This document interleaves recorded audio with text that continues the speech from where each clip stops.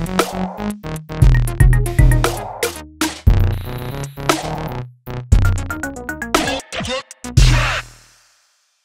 right, welcome back. This is Beats and Cuts podcast, episode number 25. Today we have a very special dynamic duo as our guests. We have Jon1st and Shield. If you haven't heard of them somehow, Jon1st is a former DMC World Champ, a producer and DJ out of Leicester in the UK, and Shield is a producer and a talented musician who is based in Copenhagen. Together they're performing kind of what I guess many turntablists feel is, or at least I feel, is the holy grail of scratch-based music. So kind of think of like a IDA showcase routine, if you will, done on turntable, samplers, keys, drum machines, other equipment. But both guys kind of expertly switching between who is doing what sounds are looping, what's being played live, and doing it for like a full concert length performance, right? So kind of the magic behind what they do lies in the fact that while doing this dope technical performance, both I think, you know, both a turntablist and a seasoned musician would kind of envy performance in general. The music's really fun. They're kind of jumping in and out of various genres, all the while, you know, keeping the crowd dancing, which I think is kind of like a really rare breed. Like if you know, if you ever see a chance to see them, definitely don't miss it. It's a real treat. But I don't think there's that many people doing the kind of like bringing in the technical nerdiness of scratching and music, and then doing this, you know, wonderful combination, if you will. Yeah, so this interview was recorded at Community Scratch Barbecue back in 2019, where if you ever go to the barbecue, you'll see Jon around, usually in the crowd cheering or maybe performing behind stage with him and Shield or just himself. And that year they performed, which was their new tour show, I remember, which was, I believe, 55-minute long, just jaw-dropping set. Yeah, so for the performance video, we have them performing their track Squids. Yeah, there's not much else to say other than that. Just like, yeah, enjoy the super dope track. Make sure to follow and like them on social media. You can grab their music from their Bandcamp, and you really won't be disappointed. And once, you know, touring's open again, definitely go see them. Like there's just really no one else doing it like they do. Yeah, and you know, it's the kind of show that you can bring your girlfriend to, or your boyfriend who doesn't like scratching, and he'll still have a wonderful time and really enjoy it. I can't remember if they said it in this interview, but yeah, they focused on the idea of like pleasing both crowds, if you will. Yeah, so enjoy the interview. I hope you like it. And yeah, do make sure to support the guys. All right, enjoy.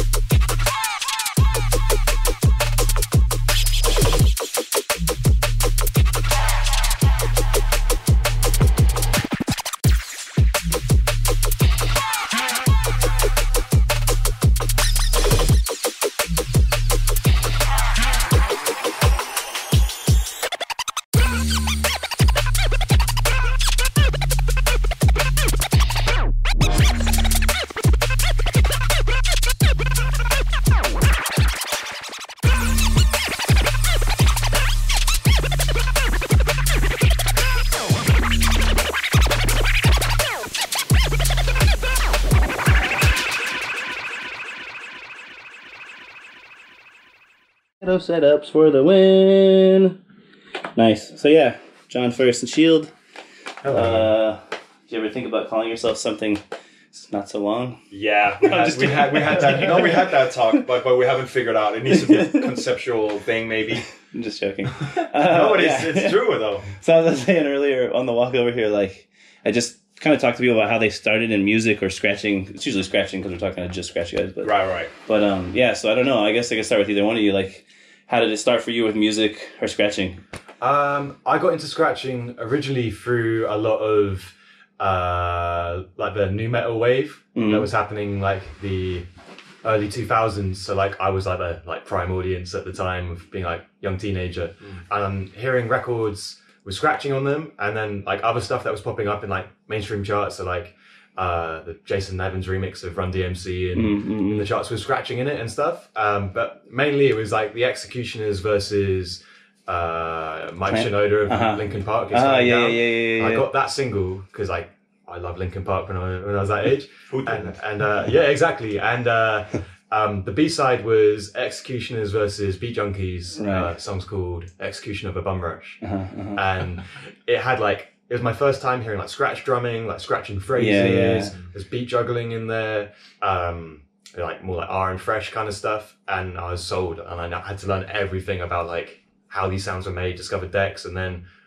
as I got decks, started practicing, learned more about How hip-hop. old were you then when you started? I started when I was 14, 15. Okay. I wanted to do it since I was like 11. Yeah. I didn't have decks money when I was 11. You've always lived in Leicester? I'm from like South London originally, and I moved to Leicester when I was 19 for university. Okay, so you were there during this time you were in South London. So yeah. I was wondering what like Leicester, like, you know, like where were you hearing this stuff from, or like what friends were around that were influencing you in Leicester, but or even South London, like, you know, it's just hearing this stuff at school and through the radio as well, I guess, with the pop stuff. Yeah, and then like by the time I got decks and was practicing like through message boards, I met up with a lot of DJs to learn, and thankfully like there are a lot of people probably like the generation above me, if you like, who were like willing to like hang out with a younger kid who was like hungry for scratching. And through wanting to learn more, like I really got into hip hop, and then I discovered like DJ Shadow and beats and beat scene stuff, and then that kind of, and like jungle and like UK sound system music and stuff like that. And I got more into DJing and recently production, because I was into the battle stuff for a long time, and I wanted to focus on my other interest in it. Yeah, it seemed like from an outsider's view, like looking at your stuff, like it was like I saw you pop up with DMC. That's like when I first heard about you, and then like it seemed kind of like you maybe went through like some scratching, then maybe less scratching, more DJing, and then back into scratching with the battle stuff too. Was there like a transition period, maybe like? It was kind of consistent both at the same time. So like I guess like scratching when I was a teenager until I was old enough to like play in clubs, and then I got into DJing as like a happy accident. I got asked to play and ended up loving it. And then I was already collecting records, but like wasn't playing. So I got into that, and then really focused on battling, but was for a few years, 4 years, but was still DJing. And then after like finally winning something, I was like, I'm gonna still make stuff, and like I still practice and I still make routines, but I'm gonna focus primarily on learning to produce and playing out and trying to like, I mean, it's the way forward, especially if you want to make a career of it, right? Like that's like the clear thing too as well. Yeah, I guess so. Yeah, it seems like it. I think there's the evolution of there's a lot of people that like went from like the turntablist to the producer angle, and that are like 100%. There's a million of those guys that are doing like things for all the big pop acts, and you know, it seems like a good career progression. And also like it'd be exciting to, you know, go in this new way and try new stuff, you know? And then this project with Alex is coming like full circle, where we get to, it's pushing more into like doing routines and scratching, but combining it with production, so like super musical as well. So like the new show we're doing together is 100% either collaborative productions or our individual back catalogs that we then like dissect and make I guess essentially like scratch sentences and edits that we can then perform as like a two-piece. It's kind of like doing like DMC routines, but on a more varied amount of equipment, and it's designed for make people dance, but also enjoy on a technical spectacle level as well. Yeah, I think I've noticed with your stuff, like you've really managed to like balance that well, like where there's like dope cutting. So scratch heads are like, yeah, they can watch your like boiler room set and be like, yeah, and then also the whole time people can dance and like get down and but there's still like that really strong influence of the scratching and turntablism, which is really sweet. Like and it obviously changes like depending on the scenario. Yeah, so like if it was a battle, I'd probably do juggles more, right, and that sort of stuff. But for it's like combining those two things, those two interests. So then we'll go back in time again. So how did you get into music? I started playing the drums when I was 6. Just by the usual accident with the pans and the stuff in the kitchen with my mom. Could see like, okay, this kid, maybe he should do this as not a professional, but like let me get him to music school. And I did that, and then that naturally progressed into doing like a course before you go to the academy. Sorry, it was not giving me the little thing, and it scared me for a moment. Just sorry, yeah. No worries. But yeah, I went to music school, and I was lucky enough to get the professor from the Royal Academy of Music. He was my drum teacher. This is in Copenhagen, sorry. Yeah, exactly. In Denmark, And he kind of, I started out playing the drums and I thought that was fun, but then he could see that I wanted more than that. It wasn't enough just to sit at the drum kit. So he pushed me into doing more orchestra stuff, like as you do in the classical sense. So like timpani, xylophone, all the other elements in percussion. And I loved it because I was kind of getting tired of only playing the drums because I felt that I had a limit to, I love to play breaks, but whenever I had to play like other stuff, like other rhythms that I didn't feel like it, I was getting bored. So he could see that and he pushed me to this new direction. And then that became my whole life basically. And it just escalated into getting to the academy, which was always the dream. The first in the beginning. So that's like music university, right? Yeah, exactly. Right. That's like, I got a master's degree now. So when you started going from the transition of like the everyday drumming to this orchestra, how old were you in that period? I think when I really started to realize that this is actually something I could get into school with, I think I was about 14, something like that. And I had, of course, elementary school on the side and normal school, but then it transitioned into this course, which is 3 years before the academy. Okay. And that the way it works is that you don't get any government pay. It's a free education, but you have to work on the side. Right. But that worked perfectly for me because I was dancing on the side, b-boying too, dancing. So I could do like jobs with that shit and then still study. So it was a nice balance. So wait, when did you start b-boying then? So you were into hip hop when I was 10. When you were young as well? 9 or 10. I started doing like, I saw a clip with capoeira from my cousin. I was like, this is dope. And then there was like a beginners team in my area, and I tried that for a year, and I was like, this is cool, but I've been into breaks and drums my whole life, and I kind of missed that element.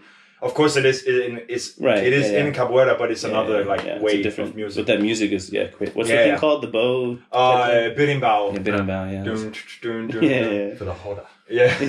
But then I found a new place where it was like b-boying for beginners, and that just completely changed my life. Sick. And and I kind of did more dancing in those like teenage years up until maybe I was 17 or something, no, maybe before 16, 17. And I got an injury in my knee, and I kind of I could see, okay, this is maybe something I can't do for a long time. And then I went back. I'm immortal. I kind of had actually a break from music completely. Like 1 year I told my mom I don't want to do this anymore because I was getting a little tired of my teacher. It was the same stuff we were doing. So I want to have a break, and there was a huge drama. And the teacher was like, because I was his prodigy child. He really did a lot for me. So he's like, I feel like betrayed and everything, blah, blah, blah, blah. And then 1 year later, the thing with my knee happened. I was like, oh, fuck, I need to call this guy again. Because I really missed drumming. So I went back to school and he took me in, and then it really escalated. And he was like, okay, if you want to do this, you're going to do it like full on. And I practiced like every fucking day for like 2 years to get to the academy. And I got in like the best grades, and it was like my whole world just escalated into this like, now it's the academy. This is your life now. And then, and ever since I got to the academy, all this beat stuff, like with producing, kind of just came naturally. I got a cracked CD of Reason, the program from my cousin again. I got to shout out my cousin. He basically gave me everything, like hip hop and percussion. And yeah, I got into producing while I was doing my bachelor's, and yeah, fast forward, that's like what it became to now. It's just like practicing production as I practiced my instrument, basically. Right. Yeah. Right. And you play any other instruments as well? Because I see, playing pads and keys and stuff. But I mean, we got theory lessons and piano lessons, so that's how I learned to play the keys. But I wouldn't say that. I mean, I could not play like a jazz etude and stuff like that. But I know my chords and stuff like that. Yeah. But and what about you, John? Did you ever get into like any traditional instruments, like and all this? I self-taught myself guitar for a couple of years. Okay. I had a phase where I would listen to metal. Yeah, like listening to metal, but like I was really into like post rock and like hardcore as well. I almost kind of I had this like crossroads when I was like 18, and I've been doing scratching for like a few years and guitar for a few years, and I was like, I should probably just focus on one of these and try and get good at one of them rather than kind of like doing a few hours on this, a few hours on this. And I stopped doing it. But I didn't have any like formal musical education until I was 19. I did 1 year studying music production at a music college called ACM in Surrey in England. Yeah. And that was like an overview of the different aspects of production, from traditional studio recording, so like miking up amps, that sort of stuff. Miking drums, everything. Live production, so the equivalent of that for live. Music theory, using Logic at the time. Music business. You started in Logic? Yeah, I started on this old like 8-track recording thing I told you about with no tempo. So like when it came to like I would just like drag stuff around and chop. I used to make like glitchy music, and then when it came to using Logic, I had no idea that you had to be on grid. Right. So like I would because I'd learned by like programming by hand. So like I would meticulously like do a one take and nail the one take after like 50 tries, and then it would automatically adjust it. Is it 120 BPM? Right. And I'd be like, but I just nailed this. Why doesn't it work? So like I had it was a big like wake up call for me, because I was surrounded by people who had like about 5 years experience with production, and I somehow like blagged my way into this like higher course. And was that because of scratching that you could take this course? I guess so, because I had experience with the instrument, and I was just like really like, keen, encouraged and keen to learn. And a lot of it probably went over my head at the time, but I think it was a really good course. And like there's certain things that like instantly, like music business I really connected with, and we had like a cultural studies thing, which is like history of music, which is from a DJ perspective was super interesting. And like I learned how to use Logic, and funnily enough, it's DJ related. Chad Jackson, so like 80s DMC, Chad Jackson taught me how to use Logic. Nice. So he was like the instructor in that. Chad has been super supportive of me, and like I have a lot of respect for Chad. So. Nice. Shout out to Chad. Shout out to Chad. And that's awesome. Yeah, but like I before that, I never done music lessons, and that's the only music education I've had. So I kind of taught myself stuff, but I have picked up things so I can communicate with like traditional musicians as well, and it just helps you learn stuff like that. And just being around it and repeating and learn, and not, I guess, being open to say like, I don't know, what's that? You know? Totally. And like I'm still learning a lot of stuff with chords and like, and it genuinely just helps. So in order to be able to use a DAW, like knowing music theory, that's the language you're using within the program. So like if you know what a difference between an 8th note and a 16th note is, for example, you can go, oh yeah, I can quantize that. You know, so like I'm just picking it up that way. But I've been doing production for seriously for like 3 or 4 years now. So like I picked up stuff by just like trial and error. Really. And working with other producers like Alex has helped tremendously. It seemed like I'm curious about that transition from the battle DJ to the producer, because like I'm guessing it seems like you had a smart business sense, and I'm wondering if it's from that course. But it seems like you got a manager. It seemed like you were just suddenly like you were doing things with people from all over the world. I was seeing your name here with this guy and there with that guy, and so it seemed like you probably, I don't know, how did that go? That whole like, now I'm making a business of my thing. It's strange. That's how I've had booking agents since DMC, right? But like I it's all in terms of management. It's just me. So I see. Okay. It was more like so I've also been a promoter with the beat sort of stuff. Yeah, because you had a night. I forgot the name of it in Leicester. It used to be called Drop. Yeah, Drop. I did another one called Beats recently as well, which is like more of like a chilled thing. So somebody was mentioning, I was like, I can't remember who was telling me about it, I guess maybe Sai, but he was like, really, they were pushing this there's music that wasn't being played out so much, and he was one of the few people that were kind of pushing Unit stuff. And I think I booked Unit's like third ever gig. Yeah, I think, and then like first gigs for. Correct me if I'm wrong in the comments, whoever it is, but like that was the music I was DJing while training for DMC and stuff, and it's still the scene like we're in, right? How it's evolved, and I just wanted to push these producers stuff you liked, and it's quite often with booking, you only really get booked once you've reached a certain level of fame, so that you're a certain draw, right? Like, of course, of business, right? Yeah. So, but I wanted to be there like early and go, no, like this person just put out a sick record, and I know that they're not going to get enough promotion out of it until like a few records later. But like I believe in what they're doing, and I kind of not from like it sounds a bit patronizing. I don't mean it that way, but like I want to like show them like their music is being heard, and like give them an opportunity as small as it will be playing for me in like a small club in the Midlands, right? But like there's loads and loads and loads of people that I managed to book early on. And Perez too, right? His art 101. Yeah, obviously, but like Perez was a huge right. But he did like a book. Alex Perez is a drum and bass producer from based in London, and he started a boogie kind of like damn funk LA influence thing. So good, and he was doing like live vocoder and keys while DJing and stuff, and he did a few things in London, but I think I booked his first like outside of London show, and just doing stuff like that, and like. Was super fun. Like I've always had this interest in like combining production with live stuff. I guess it's like related to the turntablism and stuff like that. So I'm not sure how we got on this tangent, but I've enjoyed it. I don't know what the question was. No, I don't know. I was just about your nights and the nights you had in Leicester and how you made that transition. So the reason I mentioned all that is that I'd already so you're already throwing shows. You're always you have a big network of friends and some of it started from like I booked people and they were like, hey, could you do some scratches for me sometime? And I'd do stuff like that. And like my first like production project after DMC was with a group called Goals, and we're still doing stuff, which is myself, Will LV. And Ian, EAN. And they initially asked me just to do scratching for a group for this new project they were doing. And then I took it as an opportunity to learn from two guys with a ton of experience in terms of production and go like, hey guys, I kind of know how to use Ableton, but like I'm not very good. But would you mind if like I tried to contribute in some way and make some like basic beats? And I'll try and like work with the writing and stuff. And like, there's a few things on there which are, I think Ian maybe mixed for me, but like just me producing otherwise. And then a lot of collaborative stuff, and I like resample with scratching loads of melodies and stuff. And that was like the first main thing. And then just like collaborating with different producers.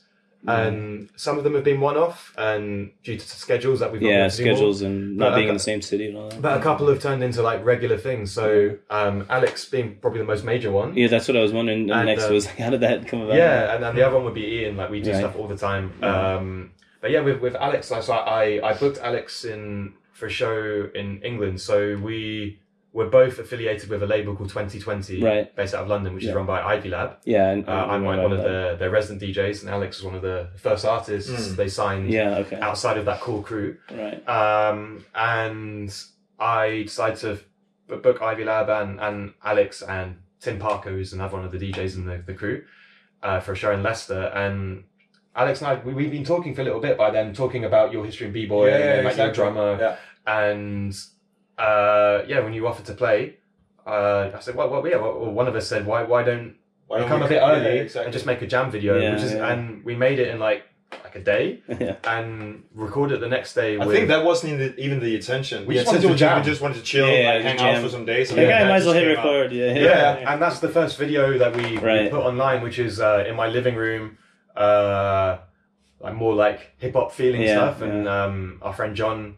Shout out to John. Shout out Crunch. Captain Crunch. The man with the good camera. All the good cameras. The fucking chest plate. John's been super supportive. Yeah, John's amazing. John. Thank you, John, too. And Alessandra and Juan as well. We recorded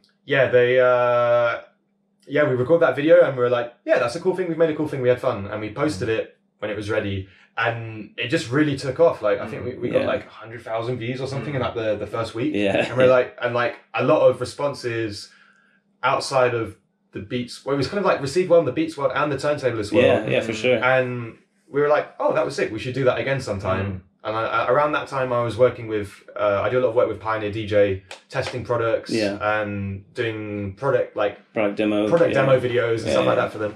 And around the time they were releasing production equipment, so they have a range called Tourize at the time with Dave Smith, samplers and synthesizers and sequencers. And they were talking to me about it, and I said, well, I've just done this video with Shield from Denmark. Would you mind if we did a give it a go? Or give it a go. And they said, yeah. And we, it took a while for that project to happen, but we had the equipment and we wrote the piece. And kind of during that process, we were like we get along. Yeah. It's like, I hate him really. We get along really well, and like we have a lot of similar tastes in music, and like it's really fun making stuff together. So like we kind of decided then that we should make like a bigger thing. So we made the first record, which came out last year, and by then we were like, we should probably make a show. It's like we really enjoy doing stuff, and that's like the whole element of it, the essence of it as well. It was like the logical conclusion was like live show. So we made that decision at the beginning of 2018. And we finished it early this year, and we have an hour show with our own productions and like back catalogs, all performed live for an hour. So it's essentially like, if in DJ terms, it's an hour of routines that we've made. Different styles, different amounts of energy. It's not like ours for an hour. It's like that happens, but like we make you wait, so it has impact when that happens.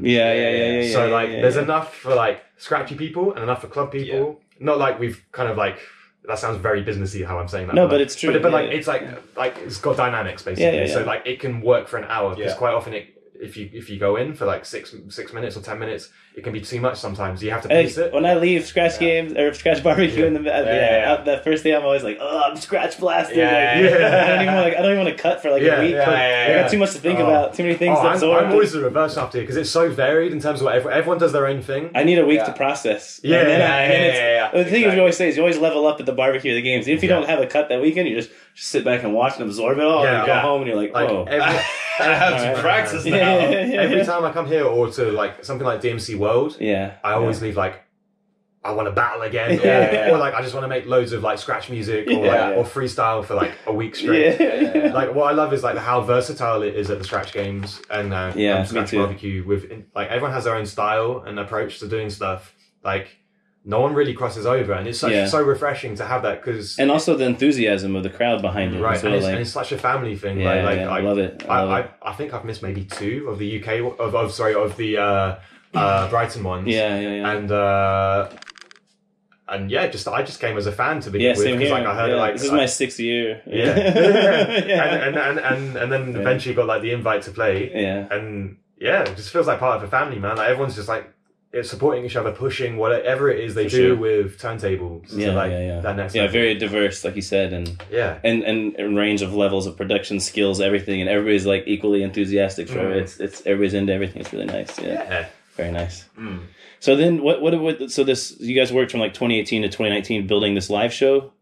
Pretty much. And so you said you got an hour's worth. So I mean that seems like quite a lot, but I imagine you probably had even more than that, and you whittled it down to something like that. A lot of it's finding like a style. As well as the transitions into like what makes sense in terms of like the energy you want to create. And we could easily put on like way more, but it needs of course. I want to get back to like my whole view on this show is also like, I love the fact that I could actually play this show from my mom and from my mom's friends. And they will kind of get it. Because they can see he's pushing the kick drum on that one. And he's going to scratch the ball. That's what it means a lot to me, that you can translate that into people that don't know shit about scratching or beats or anything. Like, live electronical stuff. It sounds cool. I love that. I love that. That's really big. That's keen. For sure.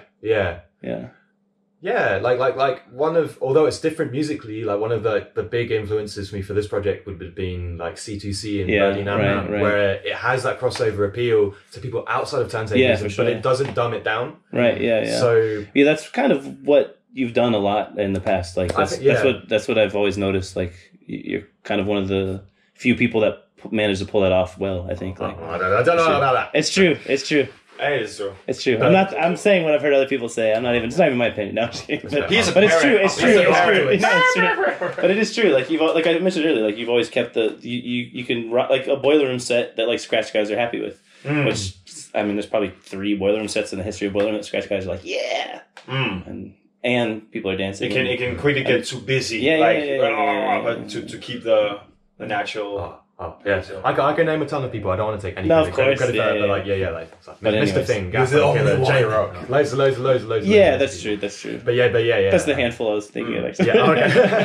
But I guess that's the goal, and like, so seeing people, C2C are like such a perfect example of it, because like with Van Seal producing the music and it being turned into a show that has like a wider appeal than they're rocking stadiums, you know. Yeah, but that's crazy. But it doesn't dumb it down. It's still like scratch music. Not at all. Yeah, they've got cool music videos that are well produced with famous people in. Oh yeah, was that the one you showed me with the hits? Who made that? Oh, that was different. That was Scratch Perverts and right. Yeah. I can't. Was it Tony? Maybe Tony Truant. I don't think I've seen that. Such a dope. Like the hits are moving to the beat, the rotations of the records and stuff. It was so dope. I haven't seen that. It's tight. Sick. So then, what's the next? I guess so. You got the live show. You guys are doing a bunch of touring with it, or are you? Oh yeah. So we just did a run in North America. In spring, and it's like 6 weeks or something. 6 weeks. How many dates is that? When that 6 weeks? Like 10 in all, I think. Yeah. And then that was a big one. We this is like our. We've not done so much in Europe yet. We did one where I live in Leicester today, of course. And then we're doing another US run in September through October. And then, we're just writing more stuff now. Like, trying updating the set with more stuff, more new routines. Which I guess could turn into more albums as well. It seems like you probably have quite a lot of content to make. If you've been working on a live show that long and have so much stuff there. Like we're also still doing solo stuff, and Alex has like so many different projects. So like why don't we talk about Panko, for example? Yeah, what's some other stuff you're working on? That's something. Panko is another alias I made some years ago because I wanted to do more like breakdance. Hip hop orientated stuff for the dancers, and I did that just for like I want to put it out and make a SoundCloud whatever artist page, and just to have some sounds on there and share it. Whatever. No, but Panko is my other alias that I created some years ago, and it's all for the fun, for making more dance related stuff for hip hop dancers and break dancers. Is there anybody doing stuff like that nowadays? Like, the scene is quite big. I've been to b-boy meetups in the last year, but it's always the classic stuff I hear. So.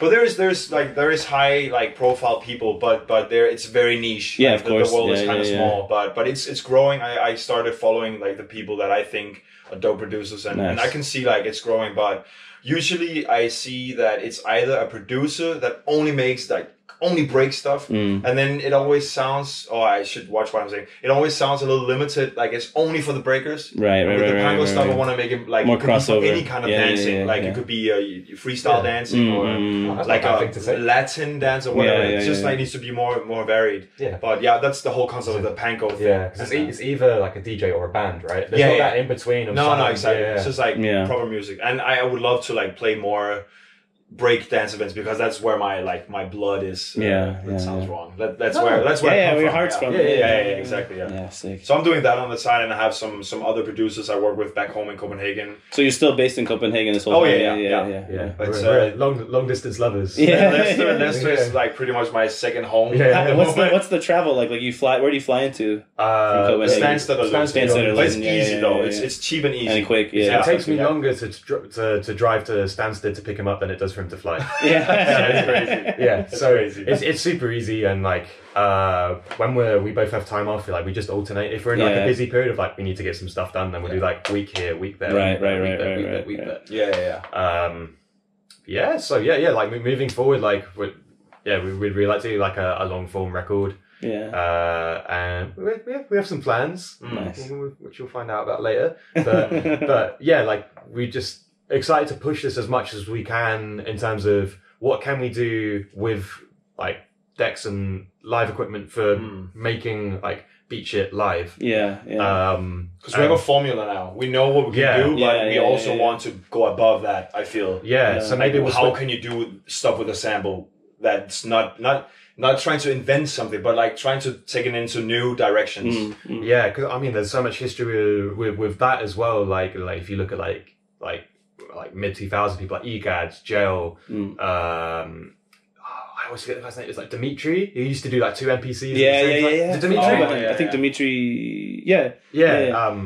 Completely forgot about that. Yeah, like pushing like hip hop sampler stuff in different ways. Yeah, because like we kind of do some finger drumming, but there's people out there like A-rap music. Did you see the finger last week? We had the finger drumming battle and at Sable Music Fest, and Tony Beat Butcher. Do you remember him? He won some IDA team stuff. Okay. With Odilon back in the day, but he had a crazy one like his. But yeah, it's crazy to see those finger drum battles and the different styles as well. You know. Yeah, I love to level up and do some stuff like that. Yeah, because we do it's mainly Alex is doing. We have some moments in the show where you're doing like proper like triple crazy shit. But yeah, there's definitely room where we can do some more stuff like that. By the way, if anyone watching wants to see someone dope, Buddy Peace from England is super slept on with that stuff. He's incredible. Nice. I'll check it out. Live drumming. I'll link to it in the description. Yeah. So just like pushing that, and then maybe we switch the equipment up at some stage, and but like with keys alone, like we could take it in crazy ways if if we both focus on like learning more about like playing keys and that being a solo instrument, that could inspire loads of stuff. And like in terms of genres, there's so many different places we can go and still keep it within like beats thing. I mean, that's like C2C is the perfect example of that. You know, they'll have like a bluesy song or some orchestral type piece and the pop rocky one, and they really managed to fill those genres nicely with their styles. Yeah, definitely. Nice. I guess that sums it up. Like it's up till today, right? It's up till today. We have a short history of it. So. Yeah, we gotta watch that set then today. Oh yes, that's gonna be fun. Yeah. Thank you for having us. Yeah, man. I don't know if there's anything else that I may have missed there, but I think that kind of sums it up. Business head. I'm gonna do loads of plugs. If anyone's interested in finding out, like hearing more of our stuff, it's on like all the streaming services and stuff. But it's Jon1st and Shield.bandcamp.com. Yeah, I think so. And then check out Shield's discography as well. Yeah, I'll slap everything in the description, of course. All the relevant links to everything and all that for sure. Sick, man. Yeah, man. Dope. Yeah. All right. Well, thanks guys. Man. Yeah, man. Cheers.